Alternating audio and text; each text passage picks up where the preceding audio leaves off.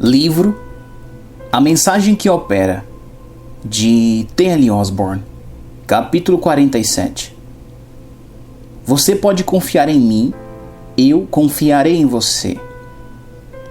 Quando Deus criou Adão e Eva, eles viviam em sua presença, experimentavam a comunhão com Ele diariamente. Não tinha consciência de pecado, não sentia culpa, medo ou inferioridade. Era como crianças que convivem com pais amorosos. O lugar certo deles era ao lado do Criador, compartilhando vida e amizade diária com Ele. Vivia em um relacionamento íntimo. O estilo de vida deles era como um jardim de bênçãos. A realeza nunca se curva. O Pai Eterno jamais planejou que seus filhos tivessem de se curvar de vergonha, nem que fossem abandonados em solidão, excluídos de sua presença. O Senhor não teve a intenção de que precisassem de implorar como indigentes por seu favor, tentando impressioná-lo com sacrifícios ou miseráveis atos de penitência.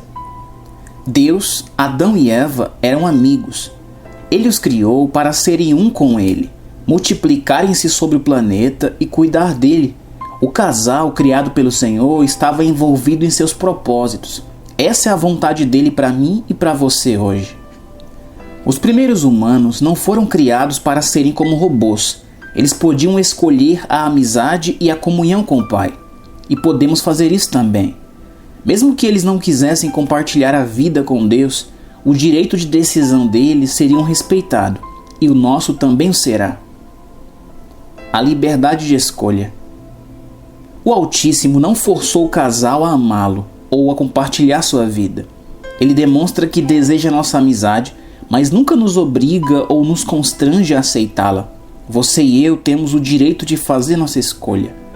O Senhor advertiu Adão e Eva de que, no dia de que comessem da árvore do conhecimento do bem e do mal, certamente morreriam. Gênesis 2, 16 e 17. Então ele deixou-os a sós com a liberdade que tinham para optar. Infelizmente, os dois cederam à influência de Satanás, o qual sugeriu que o Senhor não queria dizer realmente aquilo e acrescentou sua arrematada mentira. Certamente não morrereis. Gênesis 3, 4, parte B. Adão e Eva acreditaram no engano do diabo e questionaram a verdade da palavra. Não confiar no que ele diz foi o pecado original, o qual continua separando de Deus as pessoas. O negócio era simples. A intimidade e a comunhão do Pai com seus filhos era algo simples desde o início. Em essência, ele disse: você sempre pode confiar em mim, sempre vou confiar em você. Essa ainda é a base do seu companheirismo conosco. Quando Adão e Eva deram ouvidos à mentira de Satanás e fizeram aquilo que o Criador tinha proibido, foram banidos da sua presença. Anjos foram colocados no portão do jardim do Éden com uma espada flamejante para impedir qualquer possibilidade da reentrada deles na presença de Deus. Gênesis 3:24. Agora veremos o que o Pai fez para deixar claro à humanidade que sua presença não pode ser maculada pelo pecado e que ele não pode conviver com a injustiça. Capítulo 48. O caminho de casa. Por milhares de anos, até que o dilúvio viesse sobre a terra, não havia quem pudesse voltar à presença santa de Deus no jardim do Éden. A vida abundante que lá florescia não era mais acessível. Fora daquele jardim, a terra fora amaldiçoada debaixo dos pés daquelas pessoas preciosas que Deus criara à sua própria imagem. O Altíssimo disse: maldita é a terra por causa de ti, com dor comerás dela todos os dias da tua vida. Espinhos e cardos também te produzirá, e comerás a erva do campo. Gênesis 3, 17, parte B e 18. Histórias sobre o Éden. Às vezes, imagino as histórias encantadoras que devem ter passado de uma geração para outra sobre a abundância exuberante e a beleza do jardim do Éden, onde Adão e Eva um dia viveram, andaram e conversaram com Deus. As consequências do pecado assediam a vida das pessoas e assolam-nas como praga. Esse mal venenoso contamina também o físico, causando toda sorte de doenças, sofrimento e dor.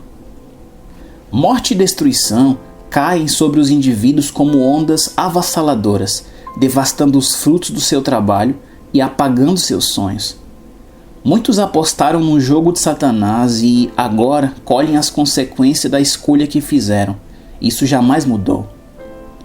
As gerações que sucederam a Adão e Eva não puderam conhecer Deus do mesmo modo que eles o conheceram. Assim, ansiavam por sua presença, buscavam maneiras de apaziguá-lo. A atitude delas, contudo, continuava sendo violar as leis de Deus. A punição para o pecado deles era a morte. Ezequiel 18, 4 e 20. Ilustrando a redenção. Algumas gerações mais tarde, Deus chamou Abraão e fez uma aliança de sangue com ele. Esse pacto seria uma ilustração do seu plano de redenção para a humanidade. O Senhor deu suas leis, bem como o sistema de sacerdócio e sacrifícios aos descendentes de Abraão. Essa aliança tinha a ideia de expiação, ou seja, cobertura temporária dos pecados do povo, por meio da morte de um animal inocente como substituto daquele que cometia transgressão. O escritor de Hebreus disse mais tarde: porque é impossível que o sangue dos touros e dos bodes tire pecados. Hebreus 10:4. Isso servia apenas como uma expiação temporária que indicava o perdão temporário pelas iniquidades. O complexo sistema provisório. Deus instituiu que esse complexo sistema provisório de oferecer animais como substitutos para as pessoas, a fim de ensinar a respeito por suas leis e fixar nelas a santidade de sua presença. Isso também proveu a elas uma forma de chegarem ao Pai, ainda que só à distância, e com a intermediação do sacerdote, o qual fazia isso com um profundo senso de total inadequação, medo, culpa e inferioridade. Aquela cerimônia ou aliança ofereceu um meio formal de satisfazer, mesmo que provisoriamente, o desejo inato da humanidade pelo relacionamento com Deus. Esse anseio ainda está em evidência hoje, retratado pelas práticas religiosas e supersticiosas de milhões de pessoas que nunca ouviram nem creram no Evangelho. Todas as coisas do Antigo Testamento relacionadas com rituais sacerdotais e os sacrifícios de animais eram para acentuar a tremenda santidade e justiça da presença do Senhor, a qual Adão e Eva tinham violado flagrantemente, menosprezando a integridade da sua palavra. Os ritos cerimoniais da lei da velha aliança constituíam um preceptor, Gálatas 3, do 23 ao 25, para ensinar à humanidade não só a santidade da presença de Deus, mas também, e igualmente importante, a impossibilidade da coexistência do pecado com ele. Esse foi o primeiro estágio da nossa restauração na redenção. Deus no meio do povo. Mais tarde, Moisés, descendente de Abraão, recebeu instruções para construir o tabernáculo, Êxodo 25, 8 e 9 e Atos 7, 44, onde Deus deveria habitar dentro do acampamento do seu povo, tão próximo deles quanto sua justiça podia permitir, e onde eles podiam aproximar-se dele nas cerimônias protocolares com a mediação cuidadosa do sacerdote. Dentro da grande tenda, ou do tabernáculo, como era chamada, Êxodo 33, 7, Moisés foi instruído a construir um espaço que seria chamado de Santo dos Santos, ou Lugar Santíssimo. A presença de Deus estaria lá. Ele prometeu encontrar-se com seu povo e falar com eles dali. Êxodo 29, 42, Êxodo 29, 45, 46, Hebreus 9, 3. O Senhor queria estar com o povo. Indivíduo algum podia entrar naquele santuário onde habitava a presença de Deus, exceto o sumo sacerdote, e mesmo assim apenas uma vez por ano. Êxodo 30, 10 e Hebreus 9, 7 e 8. As sinetas do sacerdote. O sacerdote tinha de se cobrir com uma nuvem de incenso quando entrava. Ele carregava uma bacia com o sangue de um animal e aspergia-o sobre o altar, no Santo dos Santos. Essa era a evidência de que um animal inocente havia sido morto como substituto por causa dos seus próprios pecados e dos cometidos pelo povo que ele representava. Sinetas eram costuradas nas roupas dos sacerdotes, porque se este tivesse cometido iniquidade, morreria dentro do santo lugar. Êxodo 28, 34, 35 e 43.